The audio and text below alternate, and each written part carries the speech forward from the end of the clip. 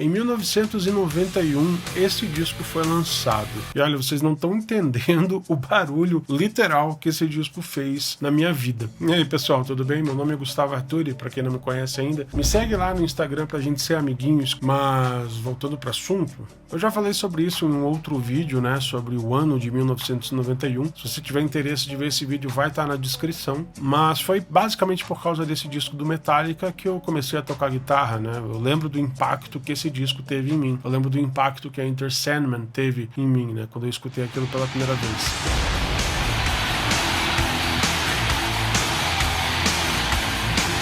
Antes disso eu já tocava violão um pouquinho assim, aí tocava um pouquinho de tudo, tocava uns Beatles, coisas que tinha nas revistinhas de banca, assim, sabe? E aí uma das revistas que eu gostava muito era Guitar Player, que era a forma que a gente tinha de se aproximar com os artistas, né? Porque ali tinha umas entrevistas onde você podia, de certa forma, ouvir, né? Você imaginava, na verdade, porque você estava lendo, né? O que o teu artista predileto pensava sobre as coisas. Porque imagina isso, gente, não tinha internet, tá? Não tinha YouTube pra você ir lá e ver uma entrevista de um artista que você gosta, pra ver um clipe de um artista que você gosta. Não. Enfim, lendo a Guitar Player por causa do Metallica, eu descobri então que o Kirk Hammett, né, o guitarrista do Metallica, tinha feito aulas com um cara chamado Joe Satriani.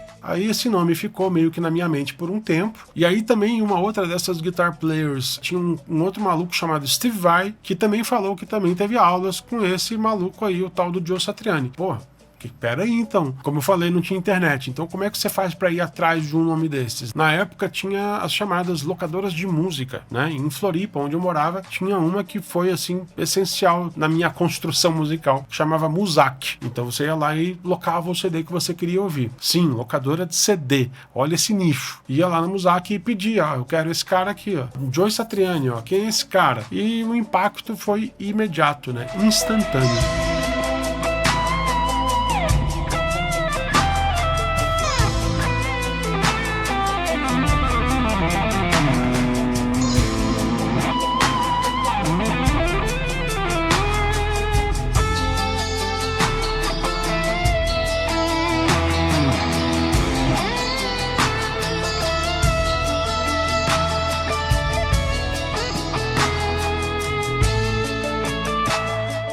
Joe Satriani, nessa época, no comecinho dos anos 90 ali, ele fazia coisas que não parecia ser possível na guitarra, sabe? Era um som muito diferente, principalmente para um guri, né? Assim, eu era muito jovem e não conhecia muito ainda o mundo da guitarra, não conhecia muita coisa de música ainda. Então, naquele momento da minha vida, Joe Satriani era a coisa mais inacreditável que eu já tinha escutado em toda a minha vida. Ele foi minha droga de entrada para outros guitarristas, né? Porque ele foi o primeiro cara que eu ouvi falando de Jimi Hendrix, por exemplo.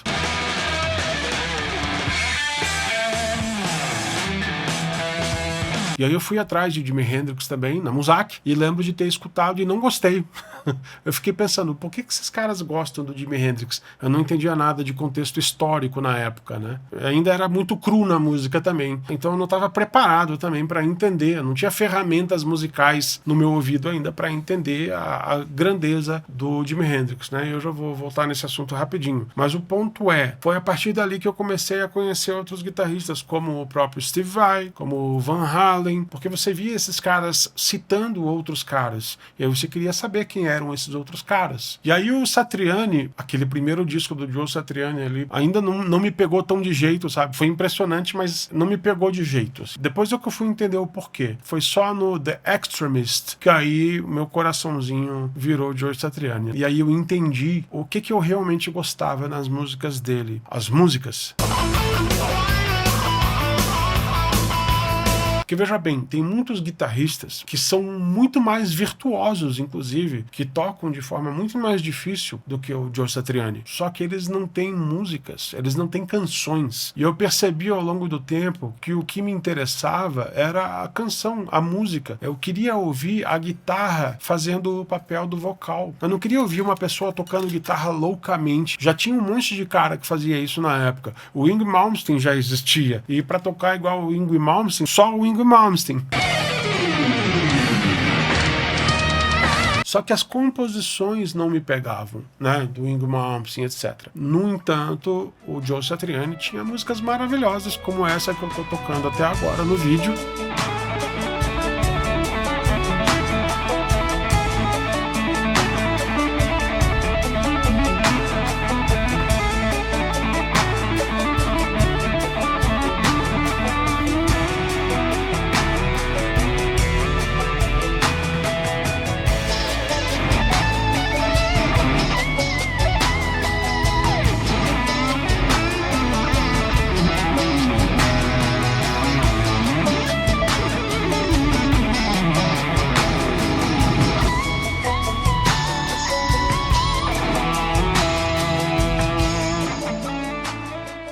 Que, aliás, deixa eu fazer um parênteses, tá? Essa música se chama Always With Me, Always With You. E ela tá num arranjo um tom abaixo, por dois motivos. Primeiro, porque eu afino as minhas guitarras um tom abaixo. Já falei sobre isso também em outro vídeo. Se você tiver interesse, vai estar na descrição. Enfim, eu gosto das guitarras um tom abaixo. E é uma forma também que eu achei de tentar fugir do copyright do YouTube, né? Porque por mais que eu esteja fazendo um cover, o YouTube identifica que essa música é do Joe Satriani, e aí ele ou bloqueia o meu vídeo ou não deixa eu monetizar o vídeo. E assim, o monetizar nem seria o problema, né? Mas eu fiquei com medo de fazer o vídeo e aí na hora de subir ele bloquear. Mas enfim, essa música é um excelente exemplo do poder de composição do Joe, né? Essa música é maravilhosa.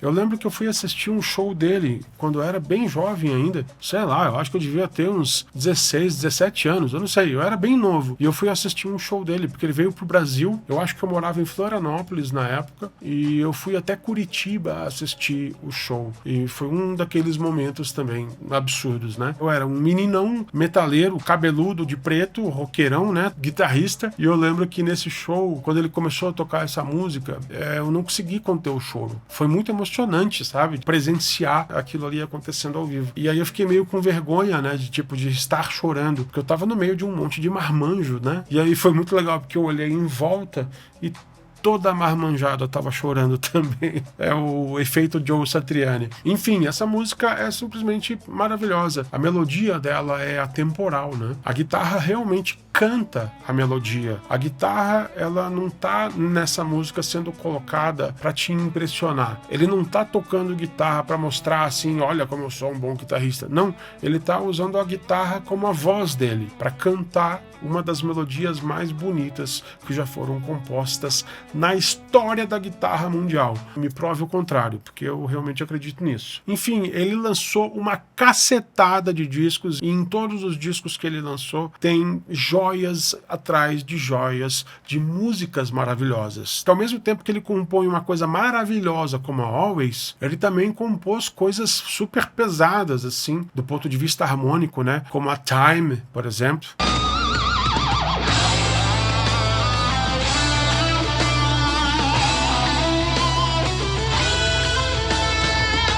Aliás, esse disco, Crystal Planet, esse disco é maravilhoso também, um trabalho de guitarra um pouco mais nerdola, assim, tem umas harmonias um pouco mais complexas. Eu amo esse disco, Crystal Planet. Esse disco, The Extremist, que eu citei no começo, foi o primeiro disco que realmente me tocou. Eu comecei a olhar a carreira dele de perto, assim. Depois desse disco veio a Transição, onde ele gravou um disco chamado simplesmente Joe Satriani, e eu tive acesso ao, eu não lembro se era o VHS ou o DVD do documentário desse disco, né? Porque tem um documentáriozinho que que inclusive hoje você consegue ver ele aqui no YouTube, onde ele mostra o processo de gravação daquele disco, e ali também foi uma escola. Eu não conhecia aqueles processos até então. Eu achava até aquele momento que o músico ele ia pro estúdio e tocava e gravava, né? A banda tocando e tal. Foi ali que eu fui aprender que, na verdade, as pessoas gravavam as coisas separadamente, né? Primeiro gravava a bateria, depois baixo, depois as guitarras, se tivesse voz, depois a voz. E esse disco vermelho aí foi o primeiro disco que ele gravou de fato ao vivo, que ele trabalhou com um produtor importantíssimo, assim,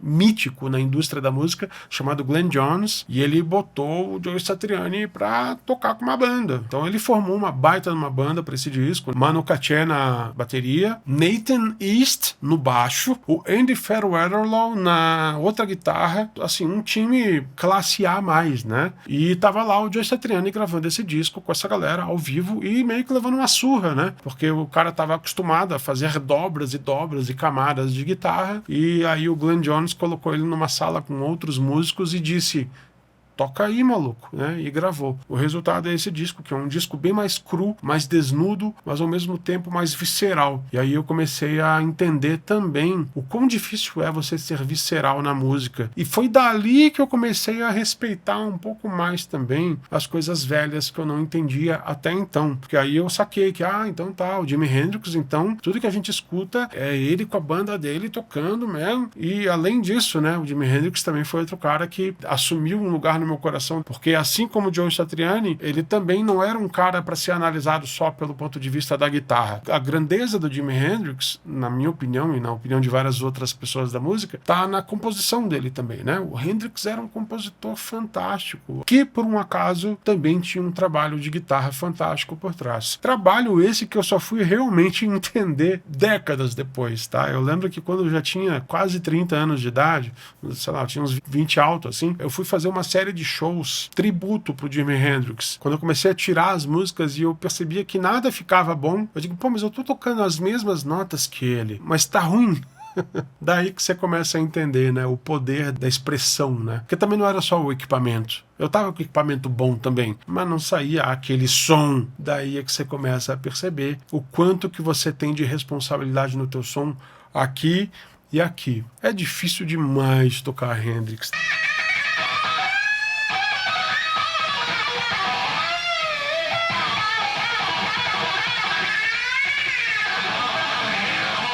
Enfim, voltando pro Joe, depois desse disco vermelho, então, dá pra perceber uma transição na carreira do Satriani para essa coisa mais visceral. O disco que ele fez depois, Crystal Planet, também é um disco bem desnudo, né? Um disco bem ao vivo. Nada como você ter uns malucos tocando ao mesmo tempo, se olhando, sentindo, se comunicando e gravar aquilo ali. O resultado é imensamente superior. E quando eu digo ao vivo, não necessariamente é num show ou coisa assim, não. É no estúdio mesmo, só que com a banda tocando ao mesmo tempo. E acreditem, isso é raríssimo, infelizmente.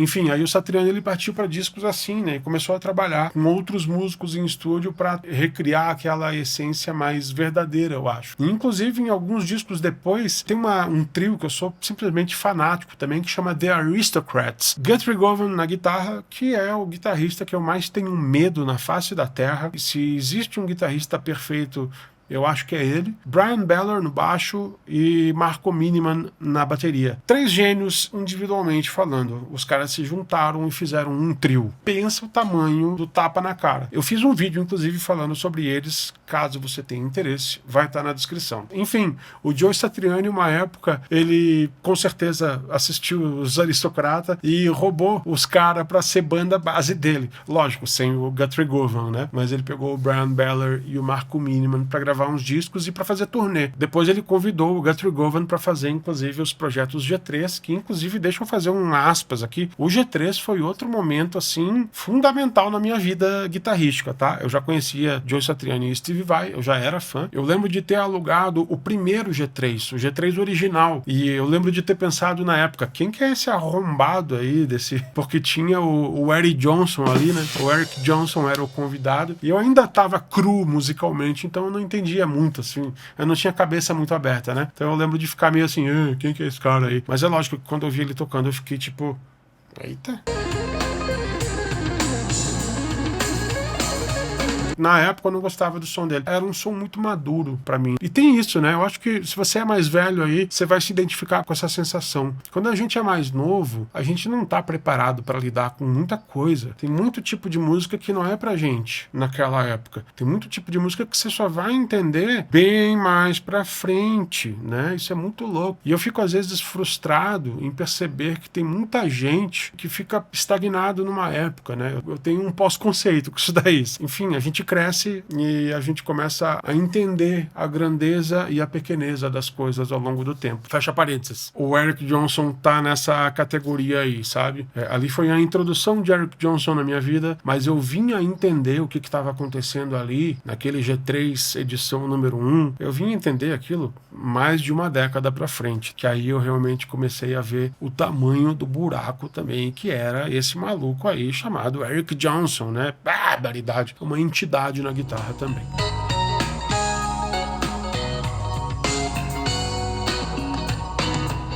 E para quem não sabe, essa festa, vamos dizer assim, chamada G3, né, esse show, ele teve várias edições, sempre de Joe Satriani e o Steve Vai, convidando um terceiro guitarrista. Teve uma porrada de edição, algumas viraram um show gravado que você pode assistir no YouTube, inclusive, e outras não, né? Outras edições aconteceram só ao vivo. E, enfim, um negócio super importante para guitarra também. Ah, e outra coisa que eu acabei de lembrar, né? O Joe Satriani foi o primeiro disco de ouro para um disco de guitarra instrumental, um marco importante também na época, né? Ele foi muito popular por um tempo. Voltando ao papo de guitarristas instrumentais, compositores, você vê que não são tantos que fizeram verdadeiros hinos, né? Eu questiono sobre onde é que a gente está nesse momento na música instrumental, né? São pouquíssimos, raríssimos músicos que conseguem, sem cantar, te fazer chorar com uma melodia. E é por isso que o Joe Satriani é, para mim, o guitarrista mais importante da minha vida.